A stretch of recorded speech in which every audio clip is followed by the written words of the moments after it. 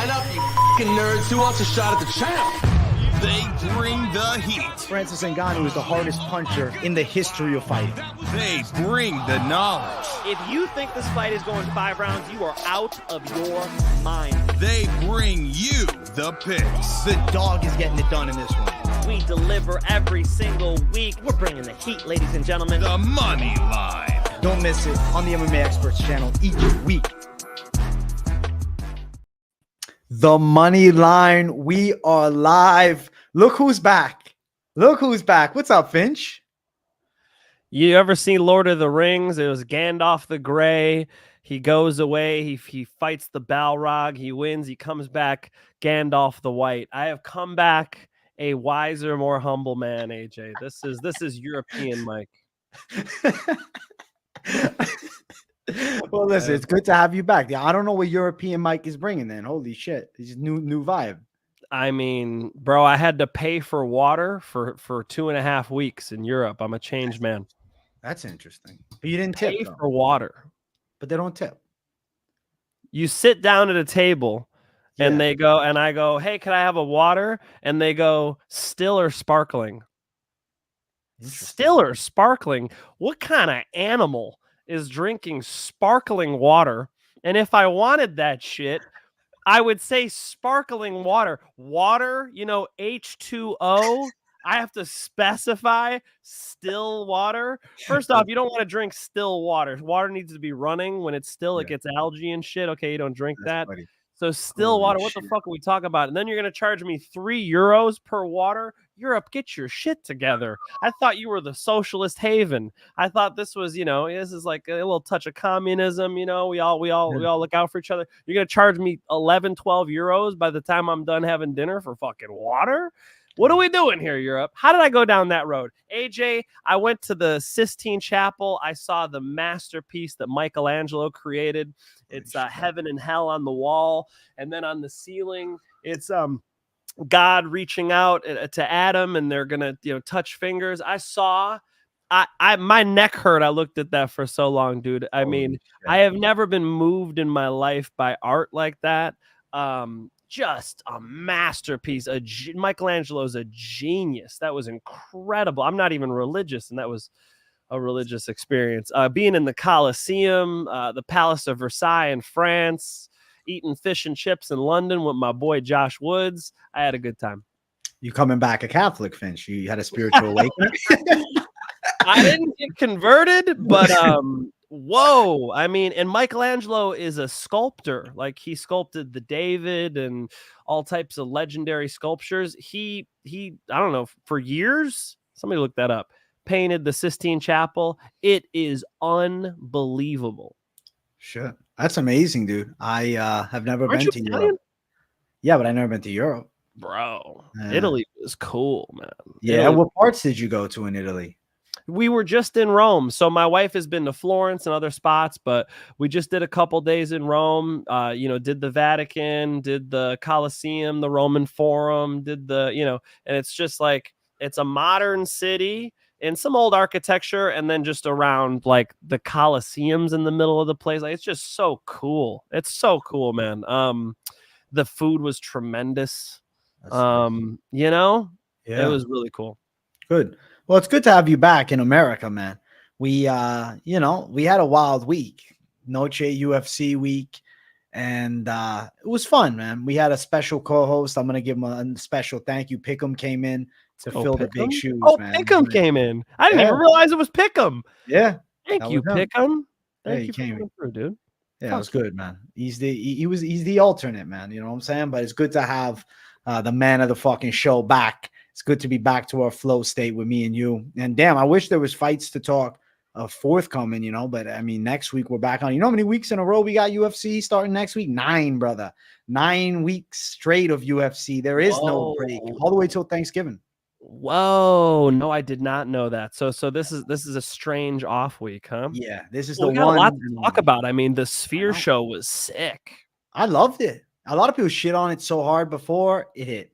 Dude, I saw so much. This was the thing. People just hate. Point. The narrative all week was it's gonna suck. Paku, thank you for the 8 months of membership. 8 months, my brother.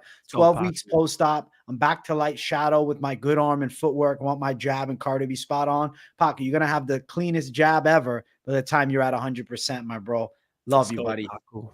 Let's Fuck yeah, go. Paco.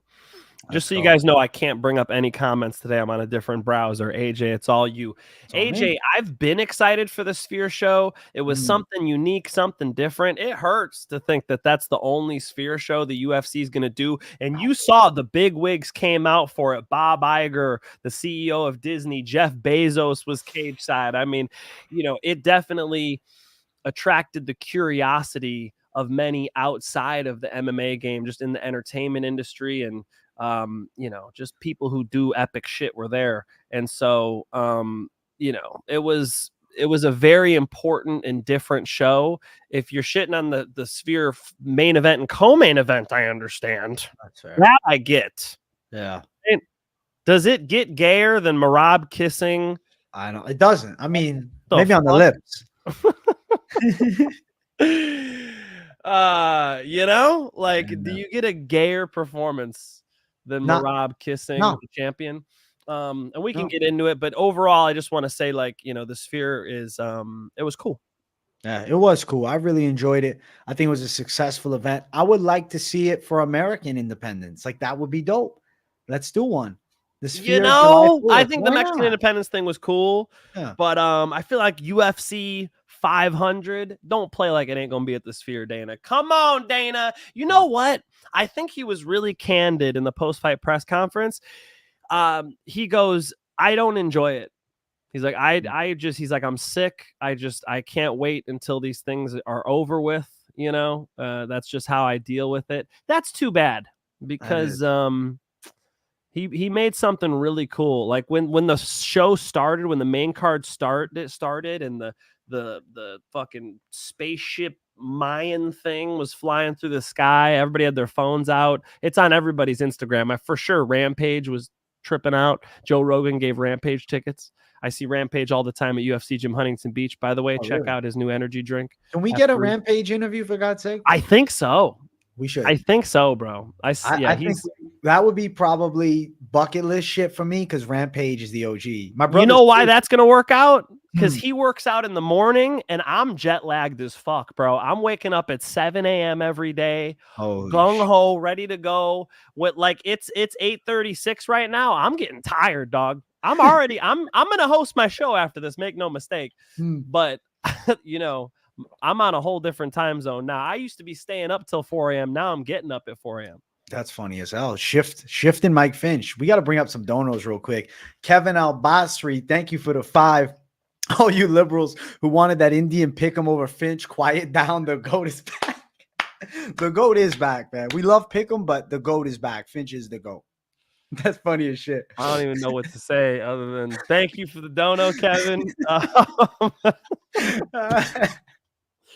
That's funny. Damn, Kevin. Holy shit. Yo, that's good to funny, be back, bro. Kevin. Thank you, bro. Oh, big W. Yo, Goldberg with the $50 dono. Let's fucking go. The day Finch is back. The heat is being dropped. Hey, AJ. Hey, Mike. Good to see you guys. Didn't cash out big at UFC 306, but still it was good. No complaints. Still focusing on my shit and giving those jackhammers. Who's next? Go grab a beer, guys. Hey, Goldberg. Big W, my brother. We appreciate the $50 from you. You're a G. Fucking badass, dude. Good to see you too, Goldberg. Was that like in the Goldberg tone? Is that the who's next? Is that his thing? Yeah, that's his What's thing. Goldberg's thing? He fucking crashes the beers, I know. Who's next? Yeah, who's next? Who's next? Who's next? Okay. And he does it with the parlays, like during the fight companions. He asked me who's next. It's his thing. I fuck with Goldberg a lot. He's a good man. Goldberg, that was sick. Thank you so much, bro. Yeah, hey, 306 was a little wild for me too. Yeah. You know, I think it all started off with the girl fight, Manuel Torres getting knocked out. I'm like, what the fuck? These guys are fighting wild. We'll go through the whole fucking card, honestly. You want to go bottom to top instead of spoiling the fun by having the top first? We start with the early fights and then work our way up, the opposite of what we normally do, since we got no breakdowns. You know what I'm saying? What do you think? Go for it, AJ. AJ, you steer this fucking shit, bro. AJ's the captain now, bro. Go ahead. Captain. I'm Capitan. Listen, we're going to start it off with our UFC 306 reaction. You guys are getting to hear it from the Finch man. Obviously, we're not going to spend an hour on the freaking prelims, but We are going to talk about each matchup on the card. Make sure you guys smash the likes. If you're new, subscribe. We appreciate everybody tuning into the show. Starting it off, we had Raul Chiwiwis Rosas Jr. versus Aoriqileng. Chiwiwis. This wasn't a great. You can't do it. Chiwiwis. My voice don't go that high, bro. I don't even have a falsetto that high. I can't do it. Listen, I got no falsetto. So shit, for me, it's even harder. I think Rosas Jr. in this fight, I mean, he's only 19, but it was underwhelming, right? The narrative throughout the week was Rosas was going to take him down, finish him off. Instead, I mean, he won the first and third round. He looked okay. His striking's not abysmal, but it wasn't super clean, and needed wrestling was the key to victory for him. What'd you think of him? You know, Aoriqileng looked dangerous on the feet in moments, and he was just, there was a couple times where you would see Raul Rosas throw hard. He'd plant his feet, he'd throw like a looping right hand, and you could just see that a good counter puncher could slam one down the pipe on him, and Aoriqileng just never found the timing. And when Raul Rosas Jr. shot, he got his takedowns. When he got to the top position, he was in complete control of the fight. So, you know, he did his thing. 19 years old, you got to respect it. You know, huge experience for him. I mean, is it going to get bigger than the Sphere? Like, he'll get bigger fights, but it's really solid experience for him. And, you know, against a guy who has, you know, seen a lot of UFC competition as well. So I think just all positives for the kid. He's got to clean up his striking a little bit, but he is 19. So damn good performance for a 19-year-old. The Crimson Chin does it again. And yeah, his Chiwiwi thing was funny. He's got a character. He's doing it. With it. Yeah, it's funny. I like Rosas Jr. I'm a fan of the flair and the style. You know, he's not the most entertaining, but at 19, 20, the potential is pretty high. So good win for him. I don't want to spend all day on this one. We got to keep running. But he did say 50 G's after. I thought that was delusional after a bit of a mid performance. You know? Hell nah, dog. Hell nah, dude. Especially when you got you know, Zellhuber. Yeah. And that fight was insane. Even this fight, Edgar Cháirez and Joshua Van was a banger fight. This was an epic back and forth. Joshua Van in the first round was getting touched up. Edgar Cháirez was looking clean in round one, but Van doesn't break. And honestly, man, I was hype about my breakdown for this fight because I was mentioning Van's willingness to hit the body and not just headhunt was going to be a key to victory. And the fact that he was hurting Cháirez to the body, that's what made the difference, man. And it was a sick exchange. That second round was a chaotic and crazy back and forth. Obviously, Van finishes with a decision. What'd you think of him, man? Yo, I'm thinking that this Guru raid we got going on right now needs to get addressed. So what's up, MMA Guru folks? We appreciate y'all coming through. Yo, MMA Guru's entertaining as fuck. There he is. Bro. Little members only raid. Enjoy the stream. Thanks, bro. Thank you, MMA Guru. MMA Guru, the most entertaining guy in the game. All right. You're making me MMA Guru before I go live. Now I drink some caffeine. I gotta fucking entertain these folks because anytime there's a card out, I need to hear what MMA Guru thinks. Thank you, MMA Guru. I appreciate that. What I think of this fight, I think Cháirez has got a fucking chin, dude. He could take a shot. Yeah. Van was cracking him with really good shots. Cardio looked good for short notice. Great showcase for Van. Absolute W on top of W for taking the fight on short notice, for looking that good. And it really set the stage for how many Mexicans were going to have a tough night. The Mexicans had a rough one, man. Edgar Cháirez was gritty and fought hard, but Joshua Van was cleaner with the hands. I was hyped though, because I like Joshua Van. And you know, he started training at like 19, 20. So he's only been doing it like 3-ish years right now. And the fact that he's going out and looking better each and every time, I still think that he's got a big future. I know that people have kind of written him off after the damn Charles Johnson knockout, but nah, it ain't over till the fat lady sings, bro. And she ain't singing yet. Joshua Van's got potential. Joshua Van's got potential for sure. He's you know, that was a big showcase for him. I mean, think about it. On the Sphere card, multiple fights that were not great. So that was an outstanding performance, man. I think that a lot more people know who Joshua Van is now. I think a lot of eyeballs were even on those prelims. Yeah, agreed. And I want to shout out anybody that came over from Guru. If you like what you're hearing, make sure you smash the likes and sub it up. Guru's it. been hooking me up, man. He hooked me up with another raid last week. So Is that right? Yeah, he's a I supporter. think He's a good MMA dude. Guru's got some respect for you, AJ. Me and him are cool, bro. You know what I'm saying? Guru's good shit, bro. Maybe one day he'll accept the collab, but I think I got to get 100K first. So we'll MMA Guru, come on the show. We want you on Moneyline. We'll triple screen it, talking heads, CNN style. That could be cool. We'll hash it out, man. What else you got to do this week, bro? There's no fights. What are you gonna do? Say John Jones is gay for the next 14 days? Come on our show and we'll talk about it. That's funny as hell. Let's go. Let's keep running. Next fight on the card. This one, sell. Jauregui fucking sold heavy. Jauregui was chinny leading up to it, but we didn't want to believe it, Finch. You and I both know. We didn't want to believe it because I know you felt like she was going to win too. We both were thinking, she's going to be clean on the feet. I didn't bet on her. I'm not saying bet, but you did pick her though. And I know me and you both thought that her hands were going to be clean. And granted, we got to hype up. We both picked Rosas and both picked Van. Just let's hype ourselves a little bit. But with this fight here, Ketlen Souza found the death punch. Huh? I'm a fucking beast at picking fights, all right? I think I'm the best on the internet, brother. My fucking fight night record, at least you got to give me this. My fight night record is unmatched across the fucking globe. I don't know anybody else on record who's got UFC fight nights down like I have. So I'm going to give myself that. With that being said, I fucked this one up. Yeah, Souza was able to counter her beautifully. She came out there on fire. She was ready to rock. I thought there'd be a range problem. There wasn't.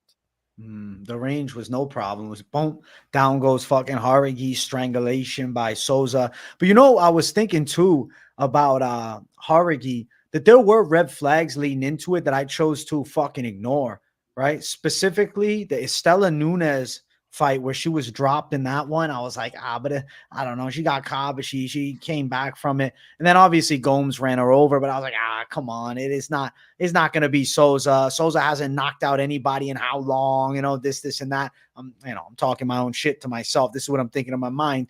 Well, fuck, she destroyed Jauregui. So W Souza and W Fredo 199. You talking about Gandalf earlier. Now we got fucking Fredo, bro. I think you're looking for Frodo, but I'll take it. Fredo's close, right? Sprawling and stricken back need to be trained more. Striking. Oh, strike. I thought it meant like something about Sean Strickland. Stricken back. Yeah, we're trying to break that one down, Frodo. We're fucking up your name. Now we're fucking up your comment, bro. It's all fucked up. But what's not fucked up? The $2. Thank you so much, buddy.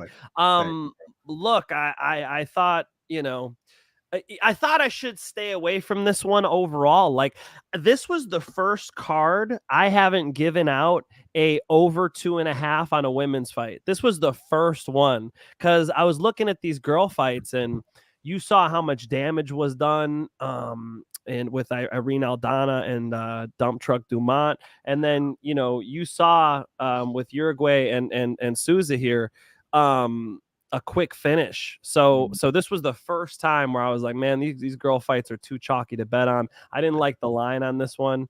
And thank God. I mean, anybody who put this was a parlay buster. Parlay buster for many. Jauregui goes down. Souza with a big W. Don't doubt the Dyke Brazilians. That's it. Let's keep running. That's how we got the guru crowd in here.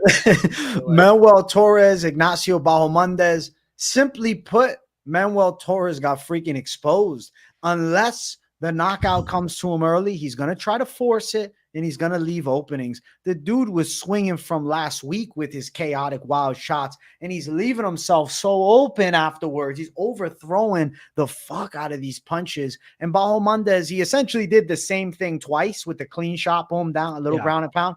Then eventually finished it. Torres, no adaptability, man. And he's a freak athlete with big power, but I think he lacks a low fight IQ.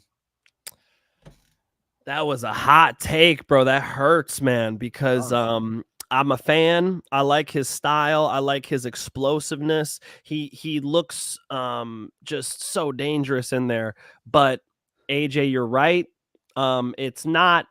we're not normally talking about the vicious counterpunching ability of Ignacio Bahamondes, but he showed he has a pull too. He can sit there and just bang the right hand after you miss big, and that's all it took, man. And you know what? He really showed a big difference in patience. Ignacio Bahamondes is patient, and that ended up working out wonderfully for him because Torres was going to come to him, and he knew that. So he had to just, cross his T's, dot his I's, keep his chin tucked, keep his hands up, stay technical.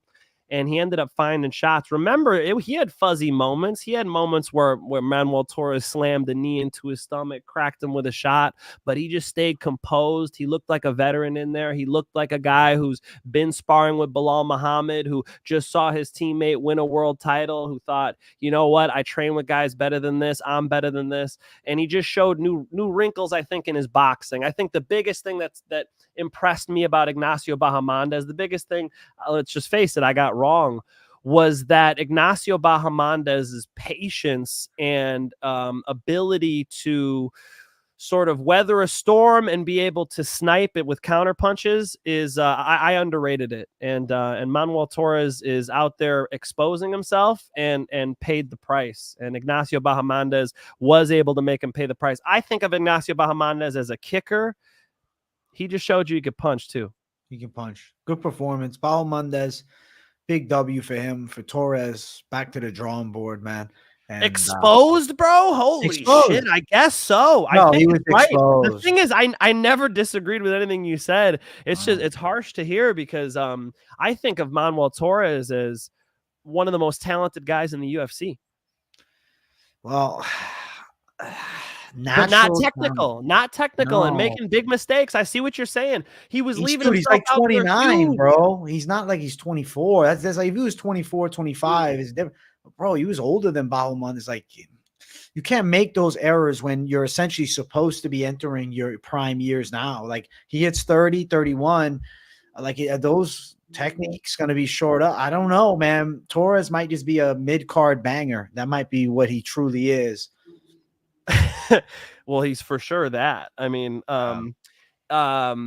sure. I mean, we could say that Ignacio Bahamondes has more UFC experience. That's a fact. Ignacio Bahamondes was brought up a little smoother. Manuel Torres has had a couple breakthrough performances against low-level UFC competition, and then all of a sudden has this huge spotlight, big opportunity, and fucked it up. Got, as AJ said, got exposed. But I don't know. I think he's still good. I feel like he's going to learn from this experience. He's not as composed as Ignacio Bahamondes, and he paid dearly for that. Agreed. Listen, it is what it is. It's how the game goes. Manuel Torres out cold. Bahamondes. That's sick, though. That was a badass fight.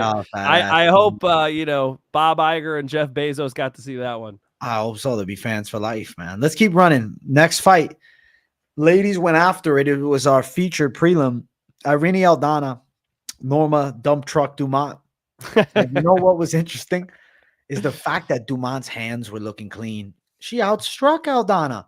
The area where I guess I anticipated the most difficulty for Aldana in this fight was going to be clinch work. I really thought Dumont would look to press. Dumont would look to hold her against the cage and take her down.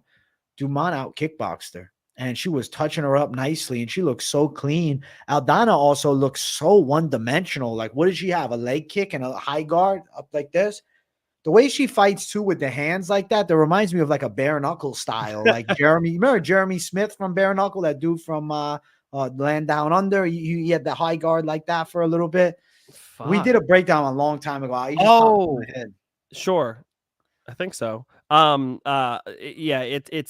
She's like a magnet. It's like anywhere you move, Irene Aldana is just following instead of cutting off. I mean, Irene Aldana wasn't like level changing, threatening other things. Her slips and her overall, cadence, like she has to be a little more unpredictable than that, So I thought Irene Aldana, 10 out of 10 toughness. How was that fight not stopped? Dude, because it's Noche. That's all. If it wasn't a Mexican card, it would have been stopped. Bro, is that the worst cut in UFC history? Bro, it didn't look like a cut. Look how I grabbed the fucking hatchet and just smacked her over the head. Yeah. Whoa. I mean, is a hatchet even that wide? Like her stitches go down through her face onto her nose. She looks like a Frankenstein monster now. That was incredible that they let that keep going. I thought they should have stopped the fight in between the second and third rounds. Did the doctor even check it? I don't know. I was like looking for that. I didn't really see a moment where they like really went over it. That cut was horrific. Yeah. And so, yeah, I guess Dumont's boxing looked good, but can I be tough on Irene Aldana? Yeah. She was kind of a punching bag out there, and you saw Dumont would throw and then pull her chin back up. Like she would throw and she kept pulling back up. And what you would ideally want to do is make her miss and counter her. Irene Aldana couldn't deliver the bag. Yeah, I guess it's a good performance by Dumont. Yeah. That's 5 in a row for Dumont too. She's in the title picture now. She's up there. Fuck yeah. Why not? Yeah. I don't see why you don't give her a big fight at this point. She's count me as a fan. Let's go. Norma Dumont, big W performance. And that was the featured prelim of the night. The next one brings us to our main card opener. If you guys haven't yet, make sure you smash that like button. And if you're new, subscribe to the channel. Ronaldo Rodríguez, Ode Osbourne. It was chaotic. It was insane. And I don't know how Ronaldo Rodríguez survived, because early on, Ode Osbourne, the way that he dropped him, it looked like the fight was as good as over. Flash KO. It was a flash KO, and then he woke up, and then he was able to recover, and he was locked into a triangle. I know you're Mr. Jiu-Jitsu, Finch. You're at AOJ a lot. Was there anything wrong with his technique with Osbourne? With like, why was it that Rodríguez did not tap? How did he not tap from that? Wasn't that fully locked in?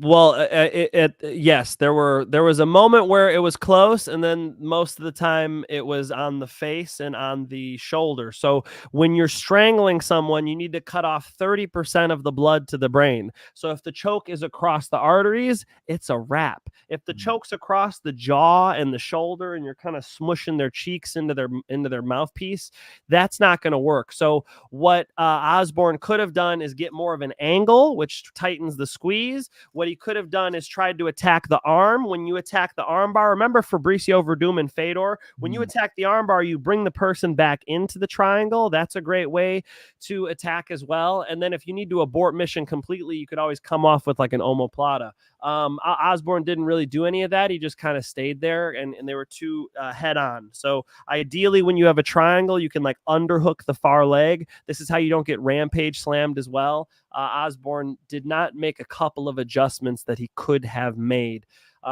With that being said, solid defense by Rodríguez. He stayed patient. He showed an ability to get back in the fight when he got flash KO'd. He was able to rally late. Exciting fight. Another one that made, it made this night not suck. Solid fight between these two. I don't think anybody was expecting the fight to be that badass. No, I don't think anybody was. And it was dope. It was a war.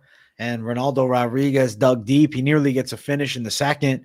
And then he finishes strong in the third and takes a decision, man. That fight was close, too. Banging. Yeah, it was close. Close fight. I think a lot of people didn't give Osbourne any credit, and I did on my free channel. I did give out Rodríguez Moneyline, but I was sweating when they were reading that decision. I mean, he's so green was what I said to people, and you could see that in his risk management.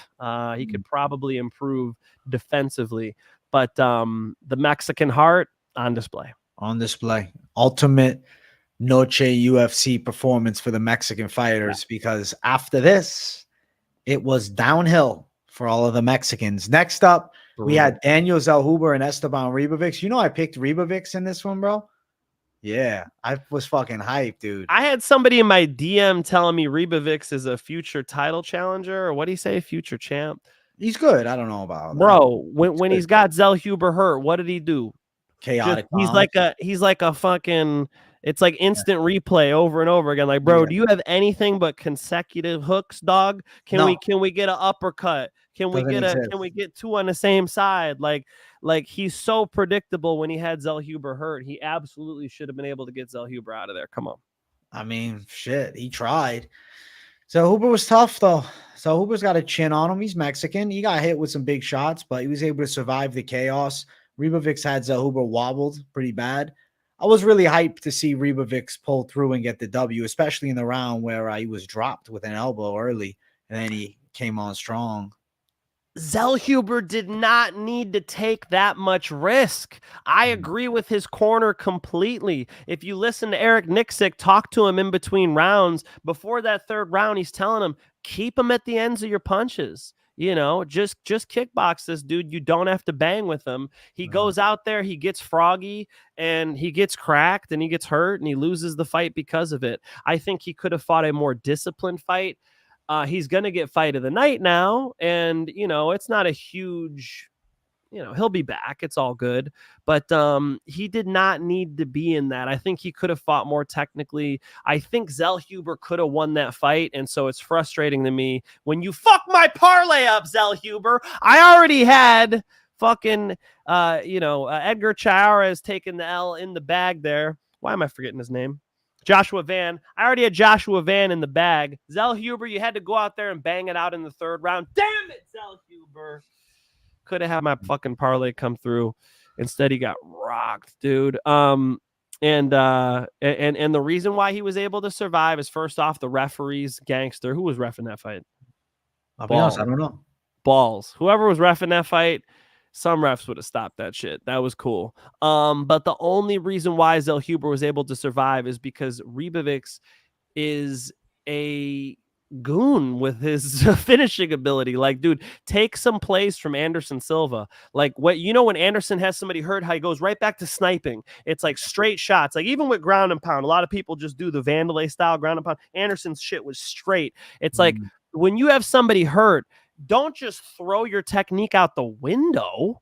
Like, he threw 100 consecutive hooks. That's an exaggeration, but some double-digit number. Brother, you have other shots in the book. He could have got Zellhuber out of there. So both of them showed that they're young in the game. Both of them showed that they need to improve. They have room to improve, I should say. And both of them showed that they're exciting as fuck. Ribovics, does it make sense to have him fight Bahamondes? Both guys won on Noche, both beat Mexicans. It's a cool fight, or is Bahamondes a little too far up the ranks? Bahamondes is past them. Yeah, I think that Ribovics would need would need one more. Let's give Bahamondes a big fight. Okay. Victor Martins with the $4 or $5. I don't know what the R is, the Brazilian coin. Thank you. Okay, let's talk about how Bisping's daughter has become more beautiful since the last live. Hello from Brazil. Bruh, Bisping lives in the town over and he runs that UFC gym. I can't be talking about his daughter, bro. I wouldn't. Victor Martins does this every stream. He comes in, he donos, and he's talking about her. He's trying to get us in trouble. You trying to get me in trouble, bro? AJ, go ahead. Give me your take. AJ's free. AJ lives in Florida. They don't give a fuck in Florida. No, I don't know. Listen, Victor, God bless. All right. Thank you for the dono, my man. Good luck. Good luck with everything, my brother. Good luck. Good luck. We do appreciate the dono. Thank you so much.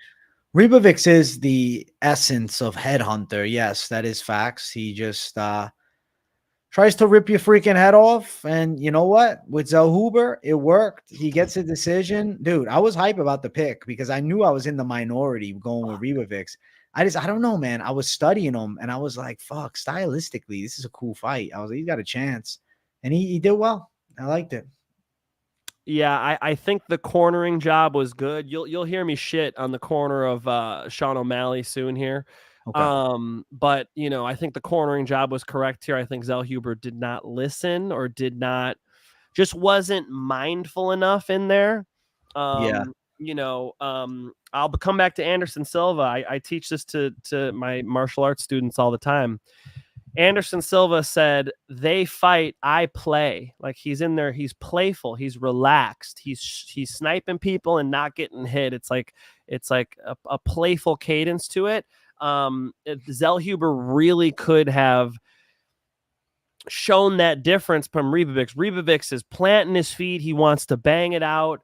You know, if you really go be the opposite of stiff. Be like water, right? Relax, snap your jab, move around a little bit. Show them how good your defense is. Show them how you move after you punch.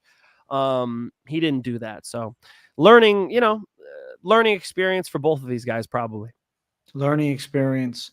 Both got potential. I like Ribovics. He's at Kill Cliff FC, and it was a good performance for him. But we're not done yet. Feature fight. Brian Ortega, Diego Lopes.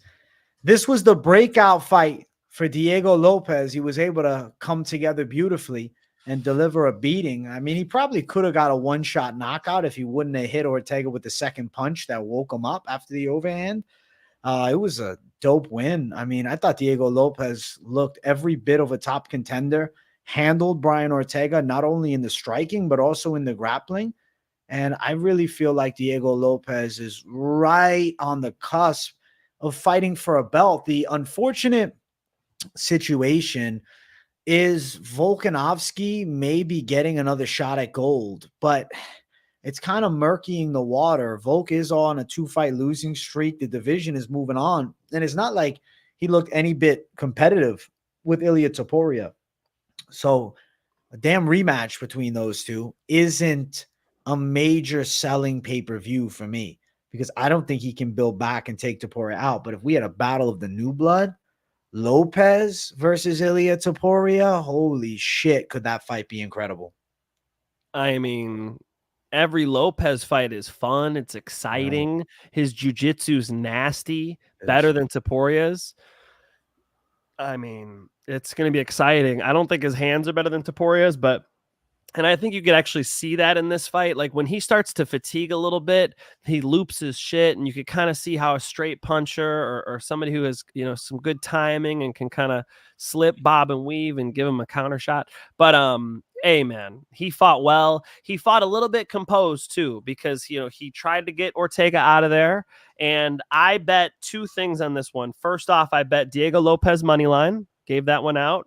And then I also bet, and this was my biggest bet on the whole card, it was Lopes Ortega over 2.5. So I'm glad that shit wasn't over in the first minute. And I bet that because the line was crazy on it, because people look at Ortega too, but especially Lopes is such a finisher. But Ortega is durable, and Ortega is really hard to get out of there because he's a great jiu-jitsu black belt. So you don't want to fuck around too much on the ground, even if you're Diego Lopes. So Diego Lopes was able to grapple with him, but there were some moments where Brian Ortega was attacking off of his back, and it's tough to finish a guy with that high level jiu-jitsu. You really have to just put him clean out. It's hard to get the TKO unless you get him just to cover up, which Ortega has shown he will not do. Hurt him early. He's so fast, so explosive. Yeah, we got to see Lopes right up in that title picture. I feel like Lopes Volk would be dope. Volk? Yeah. Fuck yeah. Because it's a fun fight. It is. It's a cool matchup. Any matchup, though, you give Lopes. What's a bad Lopes fight? Like, nobody. He's really made a name for himself, man. So Volk and Lopes, sign me up. Hold on. I'm putting out a poll in chat. You got a dono, too. I'll bring it up in 1 second. And I got the rankings up because AJ already talking about these rankings. Victor Martin staying for the 5. And Joe Anderson Brito, who has already beaten Diego Lopes. We have Gene Silva, who is the best Brazilian prospect. Still Diego Lopes. Just because, he lost to Brito on Contender Series years ago doesn't mean, it means something, but not everything, especially after the damn, UFC wins and experience kind of completely, outweigh what Brito did in the UFC. I mean, shit. I think Lopes is a special one. But thank you for the 5. I got to say something real quick. I got a poll up in chat. Should I do a fights to make next video for UFC 306? Chat, let me know. I would drop it tomorrow before the Contender Series live stream. I can't drop it tonight because I'm not trying to flood the algo. It would either be before or after Contender Series, and I got Contender Series picks dropping after this stream. Of course you should. That's your strong suit, man. It's AJ the matchmaker. If AJ's got a future working for any of these organizations, I hope it's making fights. Thanks. I mean, I would do well. The thing is, I love my play-by-play, but I do think they'd get mad at me because I tell it too much how it is. You know what I'm saying? They'd say, bro, you got to chill out. You can't be flaming everybody. I tell the truth. And the other commentators, fully being biased. I say, yo, this guy's being biased. Ignore what they're going to throw me off the table right away, bro. I mean, that's one of the things that Joe Rogan said he got advice from somebody. Who gave him advice? But he said it was good advice that when he started doing commentary. Oh, this was it. Chael Sonnen got advice from Joe Rogan. And Chael said that Joe told him, if you don't see it, don't say it. And I love that advice too. So honestly, commentary is about honesty and talking about what you're seeing, so you don't have to veil yourself. I mean, I don't know if you go calling them all lesbians and shit like MMA Guru, but like, you could tell the truth. Yo, Brian Ortega's was ranked number 3. So Diego Lopes versus Volk or Diego Lopes, Ilia Topuria. Let's go. That's the only way to do it. I mean, the Volk fight would be sick. Yeah. And the issue is like, if Volk then fights for a title, what are we going to do? The Movzar Aljo winner? Like, I know Movzar beat him on the debut shrimp, but it's like, it doesn't make sense right now. It's just Diego Lopes is that guy. What he's done in his most recent 5 fights has been nothing short of incredible. Yeah. Yeah, man. He's exciting. He's on a fucking roll. He fights all the time. Let's go. Count us fans. Let's go. Diego Lopes, big W. Ortega's talking about going to lightweight. Fuck. Good luck. I don't know if I like that. at all. He's already fat. Right? What the fight? Should be going to 135. Get him off the chimichangas and shit. Skinny fat, as Conor McGregor says. He is skinny fat. I mean, maybe he can pull a Nate Diaz, man. I don't know. We'll see. I've never had a 6-pack, so I can't be talking shit. But well, listen, you're not in the UFC though, no? No, but his body type's not too dissimilar, so I can't shit on him. But listen, man, Brian Ortega's really good. He fought one of the best fighters in the world in Diego Lopes. He's durable. He showed that again. He was able to make it all rounds, even though he got fucking blasted. He's got a future. So, Yala, thank you for 199. Why not Holloway Lopez? That might be the fight. If Holloway wins the belt, sure. But the issue lies upon then Holloway wins the belt. Then what is Volk next in line? Like there's so many fucking moving pieces that if Holloway becomes champ, I mean the Volkanovski quadrilogy might be the next fight. It could get mind-boggling. It could get very confusing. But maybe I don't hate that fight. I think it'd be pretty dope. And Yala, I did see that Diego Lopes liked your story or whatever, or liked your post. So we know you're biased. Trying to go down in the DMs, bro. I know you're looking for big Diego Lopes spots. Let Max Holloway fight for the belt. Is it a cool fight? Yes. Is there any universe where Max Holloway versus Diego Lopes sucks? No, probably not. It's probably good. And Yala, we need more female energy around here. Thank you for the dono. Thank you, Yala, for the Dubsky dono. Malik Smith, thank you for the 2. Good to see the boys back in town. Let's go. Good to see you. Back in town. The boys are back. You know what, Finch? I was playing around with thumbnails, and I was thinking about doing like a special edition thumbnail for the show. But I don't know, man. I just don't know if it flowed right. But I'll show you guys it, and we'll show it on stream. I got it right here. Throw it up. Since he says the boys are back. I was thinking something like that. Yo, Finch returns. It's like the bird migration, they go away for the winter, they come back. That was cool. Thank you. I'm glad you showed your artwork at least. And, I had it there, but I said, keep it classic, whatever. But it's at some point we can do something crazy with a thumbnail. It's not a bad idea. Malik, thank you for the $2 from Australia. What are we? Australia? I'm from Australia, my brother. From down under. 2 from down under. I come from a land down under. That's their only song. That's it. Dun, dun, dun, dun. Yeah, I don't know the rest of the words, but I come from a land down under. Yeah, it's good. Craig Jones walkout always. It's good. It works for Craig. I mean, yeah, that's the Aussie song. That's it. Is. Let's go.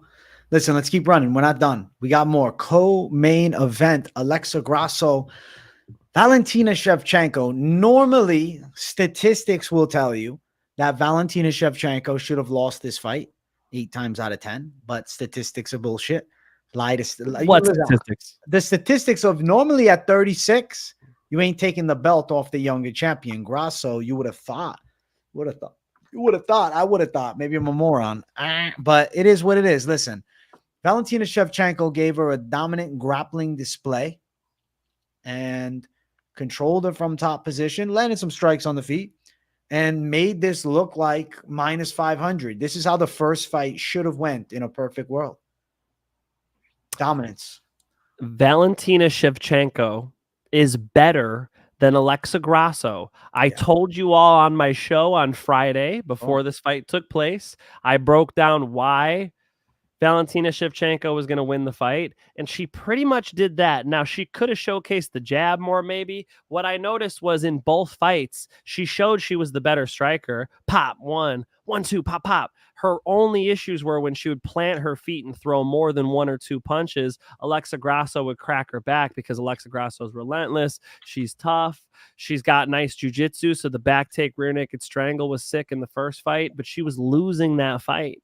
And she, I think, lost the second fight, but had a huge second round with the round that she dropped her, got it scored at 10-8, and then was able to force that draw. This time, she just got controlled better by Valentina Shevchenko. You know who lost? The fucking audience. I mean, Dana was asked at the post-fight press conference. One of the journalists goes, "You could hear a pin drop in the arena. Like that's not good. That's not a good eyewitness testimony." It was shit. I hate to shit on Valentina. I love her. I love Grasso. They're both OGs, but yeah, it was shit. But I will tell you that I called it. Finch call. I didn't call it. Valentina Shevchenko and Manon Fiorot is one of the coolest fights in women's MMA right now. I am very excited to watch those two ladies go after it. I think it's a really fun clash of styles. I'm interested to see how it all plays out. I think Fiorot striking from range is going to be interesting with Valentina, obviously having the elite kickboxing base, and the potential grappling. Like there's so many factors of the fight that gets me really excited. So I think Shevchenko and Fiorot is incredible. Would that be a pay-per-view main event? Would you be down for that? Or do you think it's got to be a co-main or a fight night? I mean, after the Shevchenko fight, dog, you're gonna pay pay-per-view. You're gonna sell. You think the UFC is gonna sell Shevchenko headlining a pay-per-view right now? I would still be interested, but I think of the old Shevchenko fights, maybe they won't be. If Shevchenko won by a head kick knockout, like she did against Jessica I when I was there live in Chicago, yeah, we would be looking at it. But AJ, after that one, Dana was pissed. I even commented, there's that video of Shevchenko and Merab, and they're dancing with their belts. And I said, like, when you get the biggest stage in combat sports history and put the audience to sleep, That's like we funny just as fuck. robbed all these motherfuckers. It's like, y'all, you guys stunk the place out. I'm a Shevchenko fan. I thought the takedowns could be very useful. She controlled her even more than I thought. I think her lack of ground and pound is unfortunate. I think that she could have struck more, but I understand her objective of just win, especially it's a trilogy fight. Like, she's not going to get another opportunity. Had she lost that decision, split decision, whatever, she would not get another opportunity. So in Shevchenko's case, you can give her a little more rope. But it was the worst fight of the night. Agreed. Katrina B, thank you for the $6.99 Canadian super sticker. We appreciate you for supporting. Let's go. Thank you, Katrina. I appreciate that. She says, glad to see Mike Finch back. I'm glad to see Katrina B back. Thank you very much. I'm glad to be back. I mean, hell of a trip. And I got fat. I feel fat. That's I good. ate a lot of food. I mean, there was one night I wanted to smoke Italian weed, but all they do is 1% THC. So I went and bought I know. What? That's I went and bought it, and I'm like hitting it, and I'm like, this, whatever.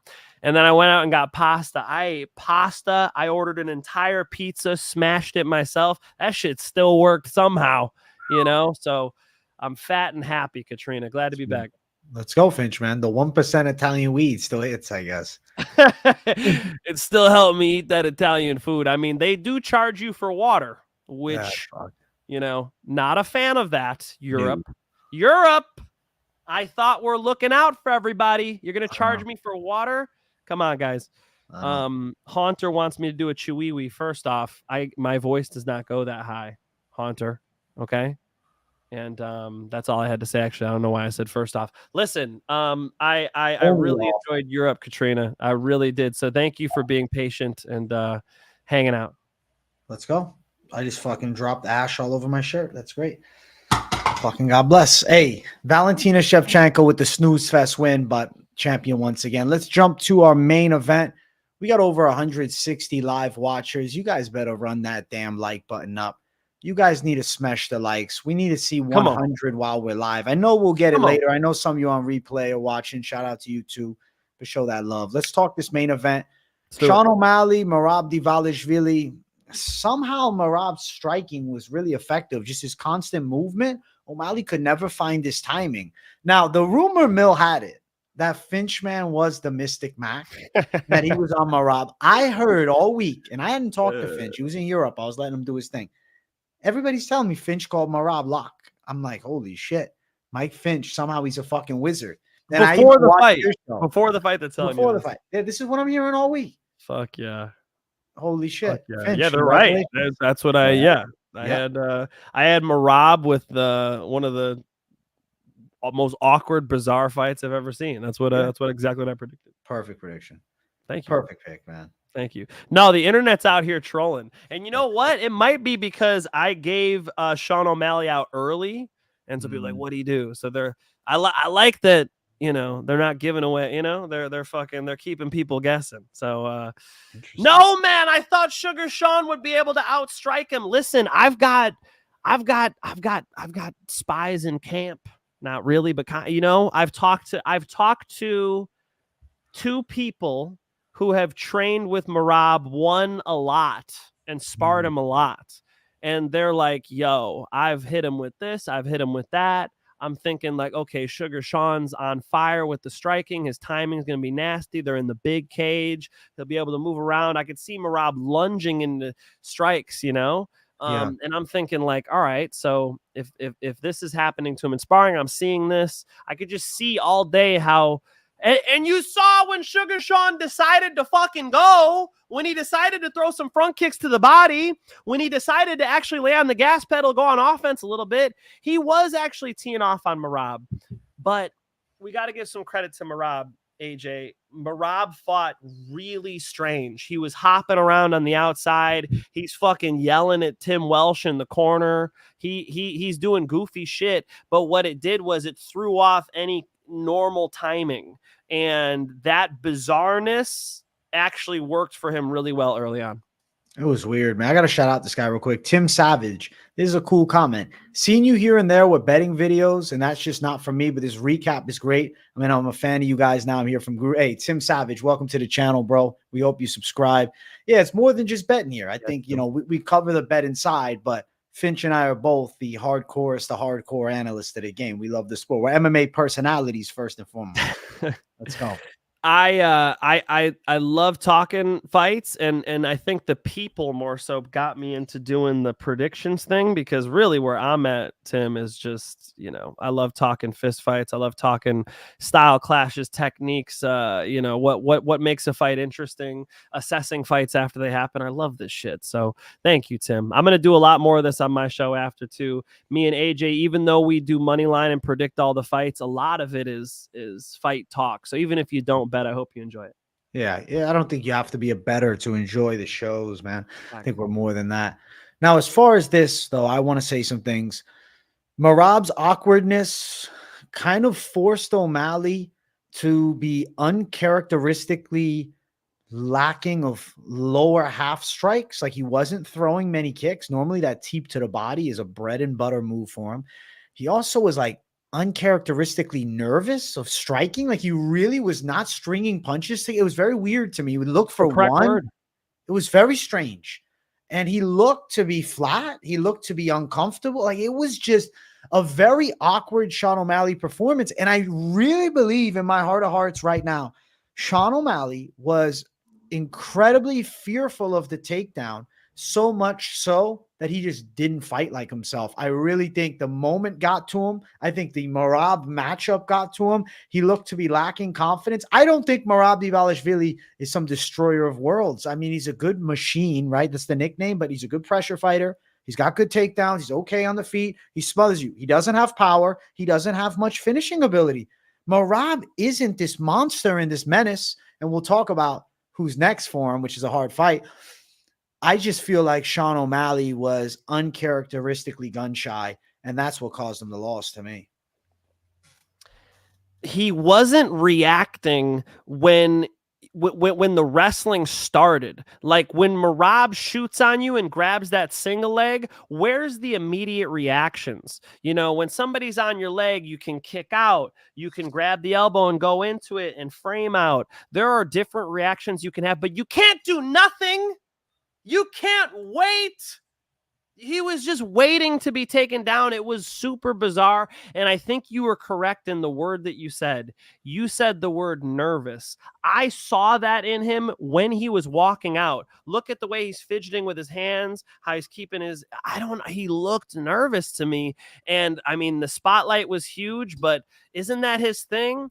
If you are what you say you are, a superstar, then have no fear, 'cause the camera's here. You know, isn't that his shit? Isn't that a spotlight's on, dog? Like, you're on the biggest platform I've ever seen anybody on. Look at the fucking screen behind you. And he froze. So that was too bad, because Merab looked the opposite of nervous. Merab looked excited to go. He was in there fucking around. He was in there just on one. Did he look tired at any point? Merab is a freak, dude. Rob is a freak. He's a freak. He doesn't get tired. He's just different. So, yeah, I thought we got an uncharacteristic Sugar Sean O'Malley. I think that was a key thing. But let me transition to the next thing then. You have the uncharacteristically overly nervous, reserved, not letting his strikes go, sort of stunned at what he's seeing with Merab, watching the fight instead of taking place in it. And by the way, first round was still close. Third round, fifth round, you could give to O'Malley, even though it looked like Henry Cejudo type 50-45. No, it wasn't.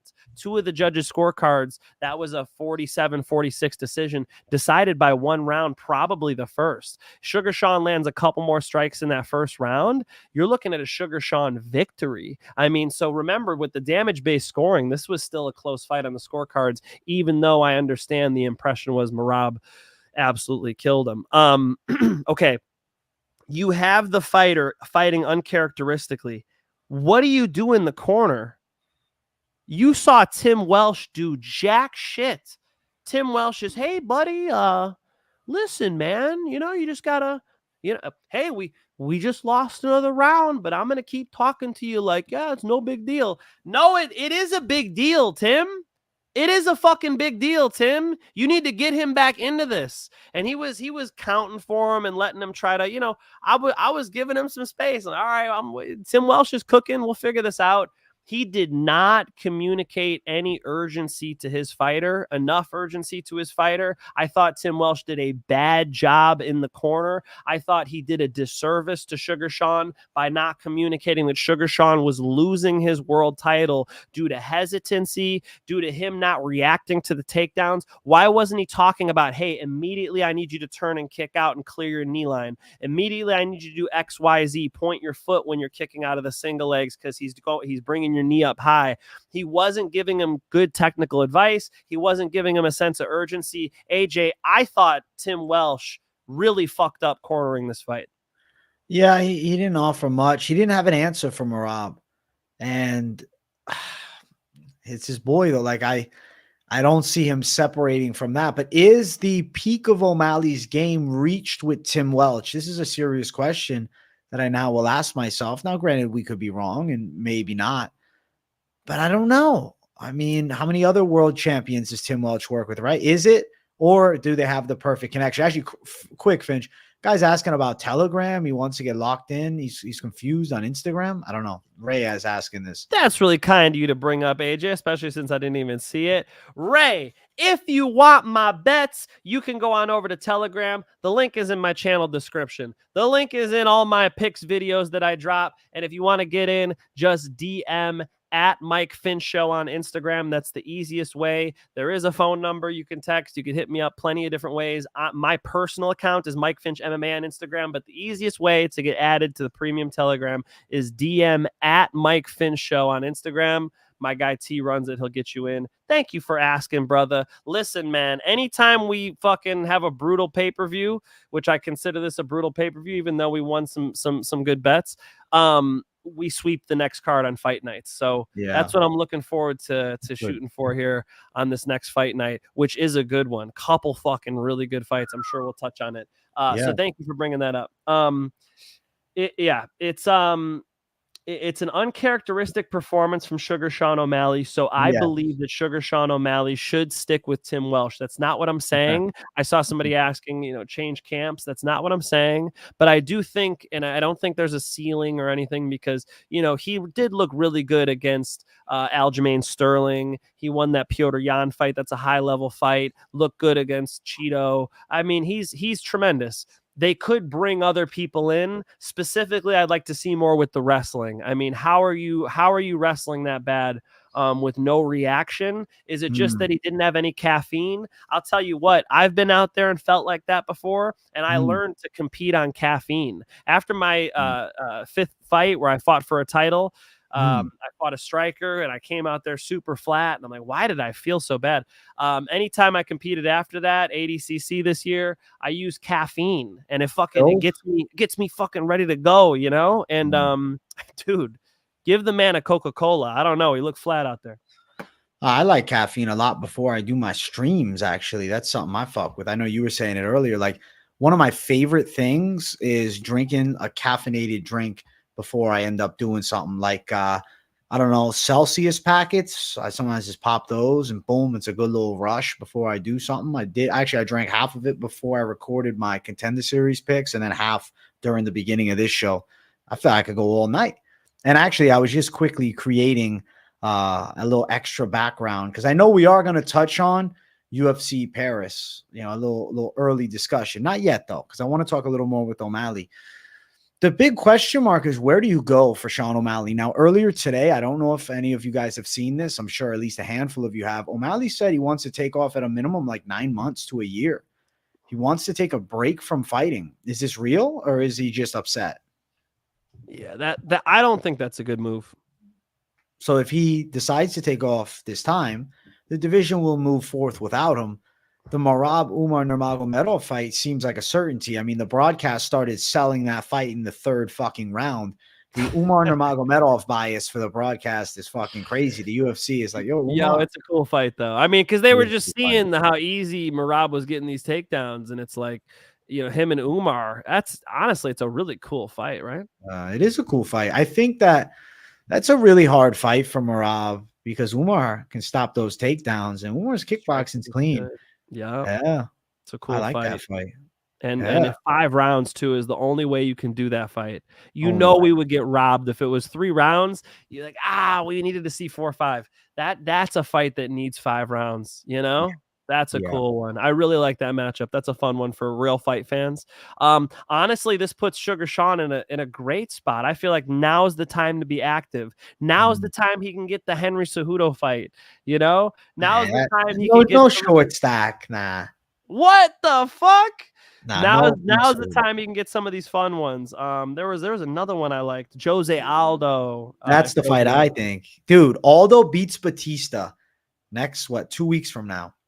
That is a fucking sick fight. Isn't that sick? O'Malley Aldo's the one. I know the Sandhagen fight is the fight that people want, but I don't want it either. I'm with you, bro. I don't know why this Sandhagen versus O'Malley fight. I personally am like, nah. O'Malley, Davidson, Figueiredo is more fun than that. I like that more too. Yeah. I like that more too. You know what's crazy? Marab wants Figgy.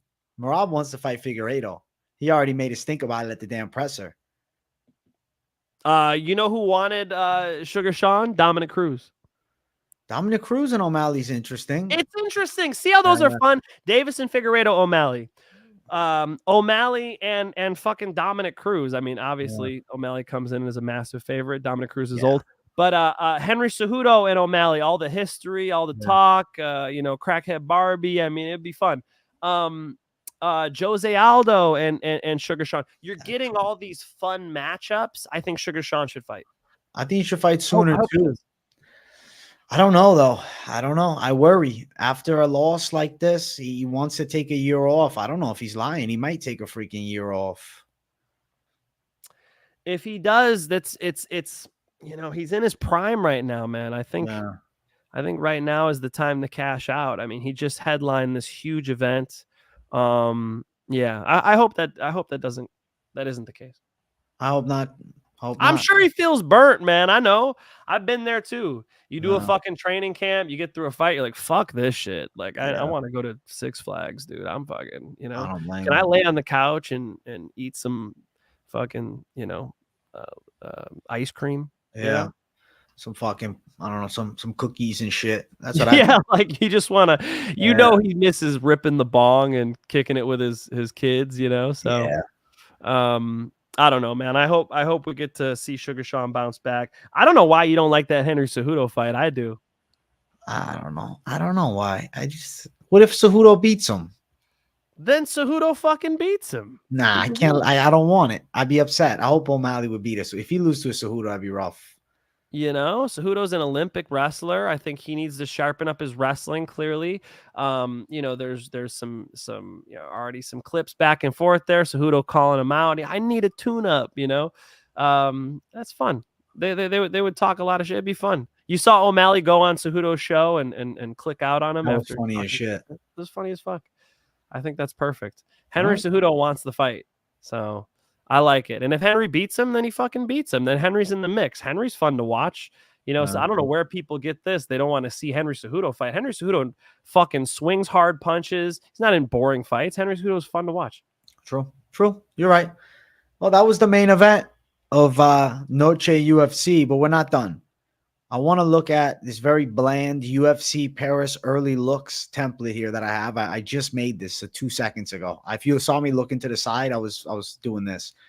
UFC Paris. I know Finch, he's silent right now, but I want to say some things. Money Moicano, Benoit Saint-Denis. I just want to tell you guys, I am not 100% on my prediction for this fight just yet, but there is a tad bit of a feeling inside that Benoit Saint-Denis is a flawed fighter. And Money Moicano is extremely tough. Benoit Saint-Denis, reckless in the first 2 rounds, gassing in the third and getting choked out by a Money Moicano. It's not crazy. I don't know. That's just a thought I had. It's a really cool fight. He's very talented. I mean, you love this word exposed, right? Did we see Benoit Saint-Denis get exposed? I mean, get exposed by Dustin Poirier, or is Dustin Poirier at that high level? We saw his boxing. We saw some holes in it, but Renato Moicano doesn't punch like Dustin Poirier. There's a lot to assess there. Like this is a fight. Clearly, I want to watch tape. Big time. Look at this fight. Yeah, and I have time now too. So we got plenty of tape time now. Holy shit, we got time. Interesting fights on that France card, though. I mean, early in the night, you got Ludovic Klein versus Roosevelt Roberts in a random one. Ludovic Klein was initially supposed to fight Moda. I don't even understand why that was the fight. Ludovic Klein literally beat Ignacio Bahamondes, and now he's fighting Roosevelt Roberts. That's weird. Also on the card, we got Umar Sy, exciting light heavyweight up-and-comer with some hype. Definitely a cool fight between Kevin Jousset and Brian Battle. That's an interesting one because Jousset, French fighter out of City Kickboxing. That's pretty dope. This is a fight night? Damn. Fight night, bro. Paris fight nights hit different. Yeah. Paris fight nights are titleless pay-per-views a lot of the time for me. Yo, I know. And then the Abu Dhabi pay-per-view, dude. Have you seen this card? It's a super card. Yo, really good card. It's 308, right? Yeah. And then 307 is actually pretty stacked too in Salt Lake City. Yo, just for the folks, I'm gonna run through this really quick. UFC 308, Topuria versus Holloway, bang. Robert Whitaker, Hamzat Chimaev, let's go. Cyril Gane, Alexander Volkov, come on. Magomed Ankalaev and Rakic, yes. Shara Bullet and Petrosian. I mean, this fucking card is sick. Lerone Murphy, Dan Ige, RDA, Neal. I mean, bro, top to fucking bottom. Yeah, really cool. Those were a lot of sick fights. I mean, normally Cyril Gane and Volkov would be a headliner. Ankalaev is like possibly the best light heavyweight in the world. Those aren't even the co-main event. So we got some good cards coming up, folks. We got some shit to be excited about. And AJ just mentioned nonstop fights until Thanksgiving. Yeah. Thank you, UFC. Thank you. We need it. We're going to be bringing the fire each and every week. Now, before we close out, Finch, before I send you to go do your show, John Jones, Stipe Miocic, Michael Chandler, Charles Oliveira, UFC 309. What do you think of these new fights? Well, Charles Oliveira and Michael Chandler is just a fireworks show. It's a good I mean, you're just showing up to see some sparks flying, you know? Yeah. That's sick. It's gonna be sick again. Come on. It's a fantastic fight. And, you know, it's a real advantage for Michael Chandler if he does end up fighting Conor McGregor. Conor really fucked up because you want a rusty Michael Chandler. You don't want Michael Chandler fresh off of a fight, win or lose. It's going to be a benefit for him to go out there, do the damn thing. You know, if you're going to get a rusty Conor and a fresh Michael Chandler especially off of a W over Charles Oliveira, bro, that's a huge advantage. So really huge L for Conor, you know. With that being said, it's a sick fight. I'm glad that it's happening. And then, you know, John Jones and Stipe, it being for the heavyweight title doesn't make a lot of sense. There is a heavyweight champion out there. His name is Tom Aspinall, and everybody knows that's the heavyweight champ. But you know, if we're gonna do it, we could do it, man. Let the old guys battle it out. I feel is John old now? Can we say John's old? He said he's retiring after. All right, let the old guys battle it out. That's too bad. Really? He's gonna duck Aspinall? Come on. Why take the risk for what? Yeah, I think he would lose. Maybe he does heavyweight title. What if Stipe knocks his ass out though? We're all forgetting Stipe hits hard, right? Like Stipe can fight too. Bro, the last UFC event he walked into, he was limping. He's 41. I think he's 42. He's 42. Listen, it happened. He's got a little fight. He's got one good scrap left. He's got one good one. Ali, thank you for the dono. Ali Point VTV, the motherfudging duo, Iron Knee and the Finch man. Let's go, Ali. Big Dubski, my bro. Let's go. Guess brother. who's back again. Moneyline's back. Tell your friends. Guess who's back? Yo, I rapped that whole thing on my show. I don't know if you saw it. I did, and I saw people comment. A lot of people loved it, and a couple haters. A couple people fucking hate it. Yeah. A couple people are like, "Shut this fucking loser up." Fuck the haters. That's all right. Yeah, all right. I'm gonna spit some bars sometime. Big Slim Shady fan. I told my wife, I was like, I think I'm gonna dye my hair blonde. I'm gonna do. She's like, don't you dare. She's Mike, like, you know what? Dye your hair blonde for maybe the last card of the year. That'd be kind of cool. I wanted to dye my hair blonde. I knew I was gonna drop the Slim Shady fucking bars, but you know what? We're keeping it natural. All right. I respect the natural look. If you go Slim Shady on us, though, it would sell. Speaking of natural, women don't wear makeup or bras in Europe. Did you know this? No. No makeup, no bras. Wow. The bras is not surprising. The makeup is, though. They don't wear it ever? Like, what if they're going out for a fancy dinner, they wear it? Bro, 0 Swiss women had makeup on. In Switzerland, they're conservative people. Every woman over 30 years old, she thinks she's your mother. They're gonna like wow. They go to bed at like 8 p.m. Everything closes at 6.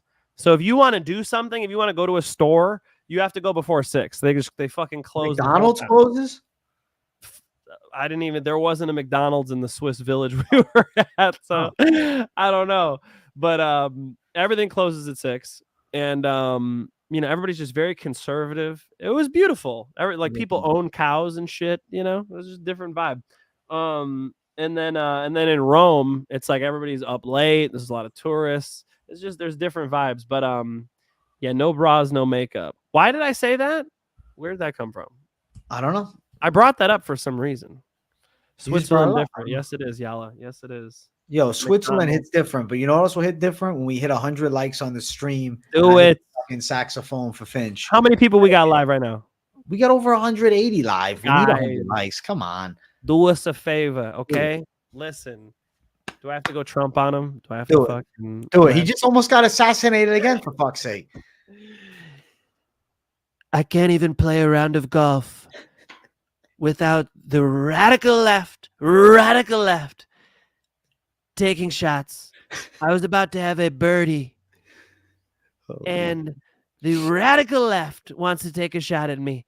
So all I ask is that you hit the fucking like button. Make the like button great again. That's true. That's great. Make the like button great again. Let's go.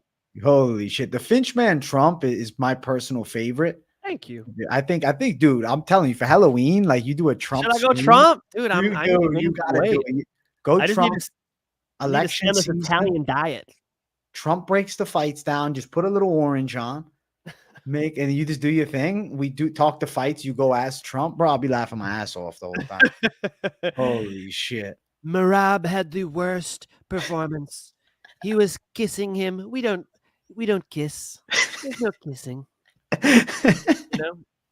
Dude, your Trump is 10 out of 10. I don't think I've heard a better Trump. Watch more Shane Gillis, you're better than Shane Gillis. Gillis. I think You're better than him at it, bro. Thank you. That's a big compliment. And I listened to his Shane impression of Trump, and I thought, bro, Finch is better. Shane does the rolling comment. He does that cadence. He constantly goes back to that cadence. Yeah. He does a good Trump. Shane's funny. Early on, Stephen Colbert did a pretty good Trump. So I would actually mimic Stephen Colbert's Trump. That's how I got that one down. It's funny.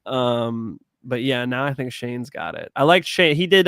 They finally had him on SNL, and there was the SNL Trump and Shane. They're both pretty good. That's funny, man. I love the fucking impersonation shit. That's fun. It's what makes comedy great still. Not again, it's still good. We got to be able to roast and talk shit. Thank you guys. Thank you for most of the people who like the Trump. If you don't want me rapping and doing Trump, I'm sorry. All right. You gotta do it. I'm gonna keep going for it. I'll have to going. learn how to do a Kamala. Kamala, let's do it. The cackling laugh, bro. That's all you need. Huge word salads. Anytime you ask me a question, I'll just never quite give you my pick. No. So the pick, you just go on. Well, Marab's skill set, really broad. And listen, a long time ago, Marab really fought hard to work his way back up in the ranks. That decision is unburdened by what has been. Holy shit. And the show closes, and that's it, bro. That's a fucking money line. That's a wrap, bro. Thank you guys for coming in. I'm back, motherfuckers. I'll be here every single Monday night. Right now, I'm about to host my show. We're going to talk about these fist fights in depth. Happy to engage with you folks. I'll see you over there in a few minutes. Check out Finch. I'm going to drop his link. It is in the description. I'm actually going to pin it. A lot of people want me to do a fight make next video, so I'll do that tomorrow. Do it. Tonight, I'm not done. Probably around the time Mike Finch finishes, I will have uploaded my Contender Series breakdown. It's a good fucking show, per usual. I tried to not rant for too long. It was about 35-ish minutes. But sometimes, bro, I just find myself just going on and on and on. Like my weigh-in show for the Noche was over an hour, dude. I was just going. I just have a lot to say. But this one, a classic 35-minute breakdown, perfect amount of time. I'll drop that in the next hour or so. It's done. It just needs to be uploaded, edited, and time-stamped. So I'm going to get to it. Thanks for watching, everybody. Thank you for the love and support. We appreciate you all. Next week, we're back to breaking every single fight down every single week, all the way until fucking Thanksgiving. So me and Finch got a lot of work to do. And I'm telling you right now, We got a lot of savage picks incoming. We're gonna bring the savagery. Absolutely. We got a lot of good fights incoming. So let's have some fucking fun, folks. So thanks for watching, guys. See you all in the next one. Make sure you watch the Finch, man. Peace, guys.